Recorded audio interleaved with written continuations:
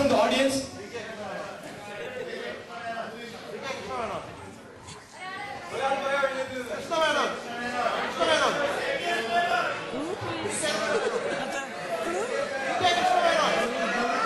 Yeah, the right answer is KPS Menon.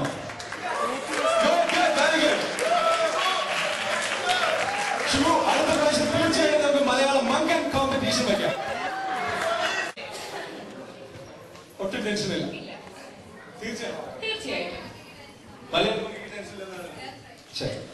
Indian national ആർമിയിൽ പ്രവർത്തിച്ച് പ്രശസ്തി നേടിയ കേരളീയ വനിത. ഒന്നുകൂടെ പറയാം. ഇന്ത്യൻ നാഷണൽ ആർമിയിൽ പ്രവർത്തിച്ച് പ്രശസ്തി നേടിയ കേരളീയ വനിത. ഞാനല്ല എന്നുള്ള ഉത്തരവല്ല നമ്മളിവിടെ പ്രതീക്ഷിക്കുന്നു.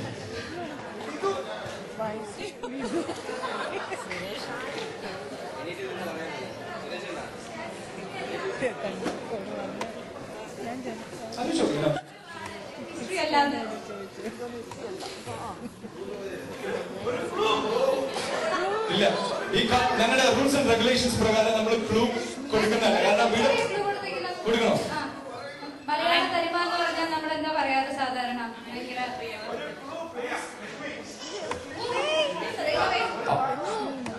അത് ശരി. ഓഡിയൻസിന് പാസ് ചെയ്ത് ക്ലൂ കൊടുക്കുകയാണ്. അത് ശരി, ഓക്കെ. അപ്പൊ റാണി ക്വസ്റ്റ്യൻ പാസ് ചെയ്യുന്നു. ഓഡിയൻസിന് മാത്രമേ ക്ലൂ ഉള്ളൂ. ഇത് ഉദ്ദേശിച്ചത് ഓഡിയൻസിന് ക്ലൂ തരാനാണ്, കണ്ടസ്റ്റൻസിനല്ല. കാരണം നമുക്ക് അത് അൺഫെയർ ആയി പോകും. ചിലപ്പോ ചില ക്ലൂ ഈസി ആവും, ചില ക്ലൂ കുറച്ചുകൂടെ ഹാർഡ് ആയിരിക്കും. അപ്പൊ നമ്മള് അങ്ങനെ ഒരു എന്താ പറയാ ബാലൻസ് നമുക്ക് കീപ്പ് ചെയ്യണം.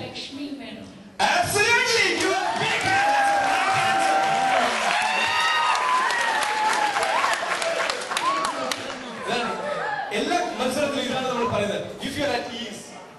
അവിടെ ആരോ പറഞ്ഞു, മലയാളത്തിൽ പറഞ്ഞു, നമ്മള് സ്റ്റേജില് ടെൻഷൻ ഒന്നുമില്ല, വളരെ ഈസ് ആണെങ്കിൽ ആൻസേഴ്സ് ഇങ്ങനെ വന്നുകൊണ്ടിരിക്കും. അതാണ് ഇപ്പൊ നമുക്ക് കണ്ടസ്റ്റന്റ് നമ്പർ 402 പറ്റിയത്. ലാസ്റ്റ് ക്വസ്റ്റ്യൻ റെഡി അല്ലേ? ഇത് ഓപ്പൺ എൻഡഡ് ക്വസ്റ്റ്യൻ ആണ്. ഇവിടെയാണ് നിങ്ങളുടെ ക്രിയേറ്റിവിറ്റി ടെസ്റ്റ് ചെയ്യപ്പെടുന്നത്. ഇന്ന് ഇപ്പോ ഇവിടെ വെച്ച് മഹാത്മാഗാന്ധിയെ കണ്ടുമുട്ടിയ താങ്കൾ ചോദിക്കുന്ന ചോദ്യം എന്തായിരുന്നു?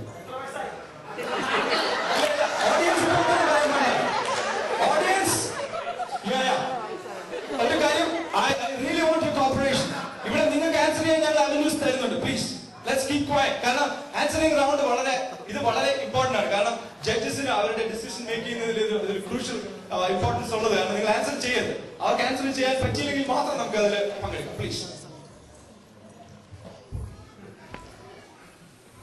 മഹാത്മാഗാന്ധിയെ ഈ അവസരത്തിൽ ഞാൻ കണ്ടുമുട്ടിയ ഞാൻ ചോദിക്കുന്ന ചോദ്യം, ഇന്ന് നമ്മളുടെ കേരള രാഷ്ട്രീയത്തിൽ നടക്കുന്ന ബന്ധുക്കളും അതുപോലെ തന്നെ കേരളീയ രാഷ്ട്രീയത്തിൽ ഇന്ന് നമ്മൾ കേരളത്തിലുടനീളം കാണുന്ന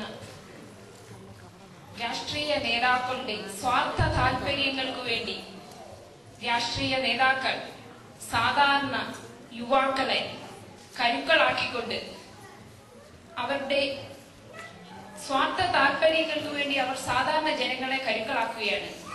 ഇങ്ങനെ അങ്ങയുടെ ഗാന്ധിയൻ ദർശനങ്ങൾക്ക് ഇന്നത്തെ രാഷ്ട്രീയത്തിൽ എവിടെ സ്ഥാനം? എന്തുകൊണ്ട് ഇന്നത്തെ നമ്മളുടെ കേരള രാഷ്ട്രീയത്തിൽ ഇങ്ങനെ സംഭവിക്കുന്നു? നമ്മളുടെ ഉന്നതരായ രാഷ്ട്രീയ നേതാക്കൾ സാധാരണ യുവജനങ്ങളെ ബന്ദിലേക്കും ഒക്കെ വലിച്ചയച്ചിട്ട് അവരുടെ മക്കൾ വിദേശ രാജ്യങ്ങളിൽ സുരക്ഷിതരാണ് ഇന്നും. അത് സാധ്യമാണോ? എന്തുകൊണ്ട് ഇന്ന് കേരളത്തിൽ ഇങ്ങനത്തെ ഒരു രാഷ്ട്രീയം അരങ്ങേറുന്നു? എന്തുകൊണ്ടാണ് എന്ന് ഞാൻ അദ്ദേഹത്തോട് ചോദിക്കും.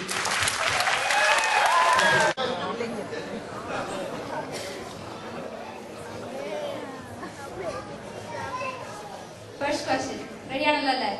ഓഡിയൻസ് സൈലന്റ് ആയിരിക്കണം കുറച്ചു നേരത്തേക്ക്. ഞങ്ങൾ ആൻസർ പറയണമെങ്കിൽ നിങ്ങളുടെ അടുത്തേക്ക് പാസ് ചെയ്യുന്നതായിരിക്കും എന്തായാലും. സോ ആദ്യത്തെ ക്വസ്റ്റ്യൻ കണ്ടസ്റ്റന്റ് നമ്പർ 403 പമ്പ നദിയുടെ തീരത്തുള്ള മുസ്ലിം ഹിന്ദു പ്രതിഷ്ഠകൾ ആരൊക്കെയാണ്? വാവരുസ്വാമിയുടെ പ്രതിഷ്ഠ. അത് മുസ്ലിം. ഹിന്ദു അയ്യപ്പ പ്രതിഷ്ഠ. ഡെഫിനറ്റ്ലി. ആലോചിക്കാൻ ഒരു സെക്കൻഡ് പോലും എടുത്തില്ല. രണ്ടാമത്തെ ക്വസ്റ്റ്യൻ, പമ്പ നദിയുടെ തീരത്ത് എല്ലാ വർഷവും നടത്തുന്ന ഒരു ക്രിസ്തീയ സമ്മേളനം. മാരമൺ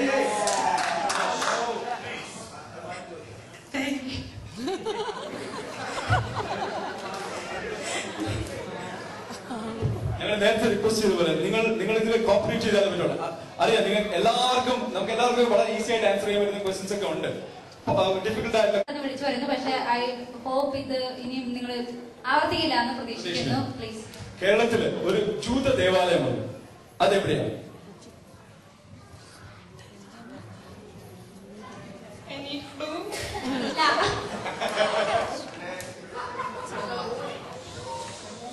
ഒരു ജൂത ദേവാലയം കേരളത്തിലുണ്ട്, അതെവിടെയാണ്?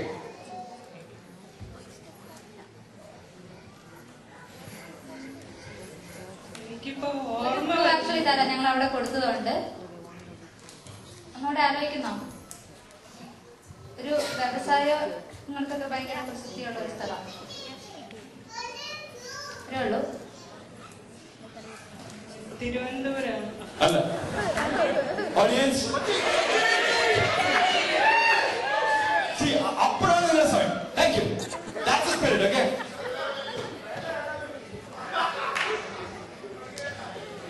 ഓക്കേ, അവസാനത്തെ ക്വസ്റ്റ്യൻ കണ്ടസ്റ്റന്റ് നമ്പർ 403യോട് ഓപ്പൺ എൻഡഡ് ആയിട്ടുള്ള ക്വസ്റ്റ്യൻ ആണ്.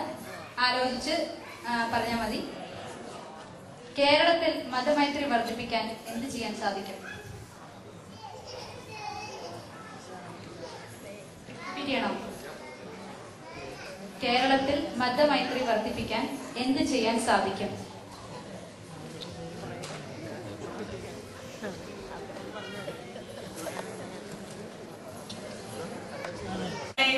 കൊണ്ടുപോയി നമ്മുടെ മതത്തെ പറ്റി എല്ലാം പറഞ്ഞു കൊടുക്കണം. അവർക്ക് വേണ്ടി ചിന്മയ മിഷനിലോ വല്ല വേറെ എവിടെയെങ്കിലും കൊണ്ടുപോയി അവർക്കെല്ലാം വേണ്ടുന്നത് പറഞ്ഞു കൊടുക്കണം.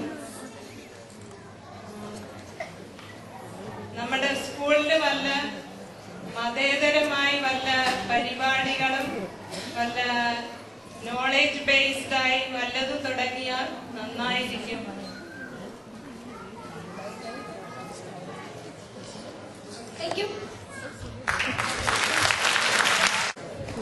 contestant number 404 കിട്ടിയിരിക്കുന്നത് സയൻസ്. റെഡിയാണല്ലോ? ടെൻഷൻ ഉണ്ടോ? നേരത്തെ ആൻസർ പറയുന്നത് പേടിയുണ്ടോ? തീരെയില്ല. ആദ്യത്തെ ചോദ്യം, രാമൻ എഫക്ട് എന്ന കണ്ടുപിടുത്തത്തിന് നോബൽ സമ്മാനം കിട്ടിയ ശാസ്ത്രജ്ഞൻ ആരാണ്? ക്വസ്റ്റൻ ഒന്നുകൂടെ പറയാം. രാമൻ എഫക്ട് എന്ന കണ്ടുപിടുത്തത്തിന് നോബൽ സമ്മാനം കിട്ടിയ ശാസ്ത്രജ്ഞൻ ആരാണ്? Absolutely.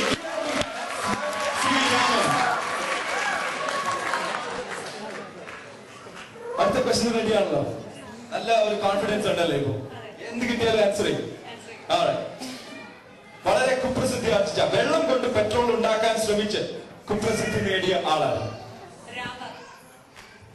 Answer almost there. എന്നാലും ഒന്ന് എന്താ പറയാ, മുഴുവൻ പേരും ഓർത്തെടുക്കാൻ പറ്റും? Absolutely.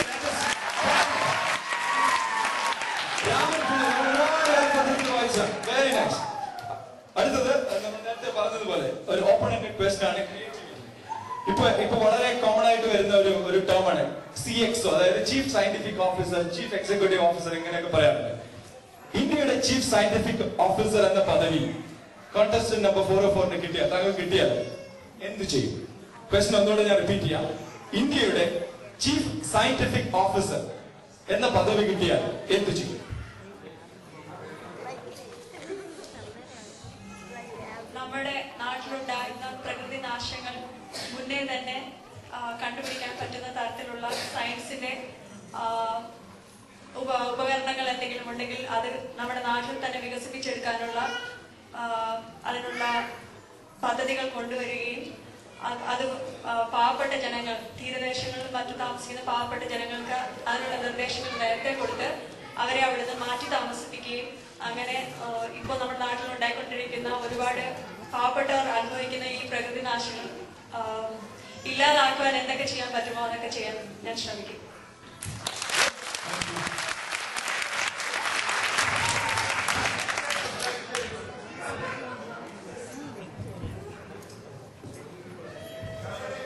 ഇപ്പൊ ഇവിടെ വേദിയിലിരിക്കുന്ന പലർക്കും തോന്നുന്നുണ്ട്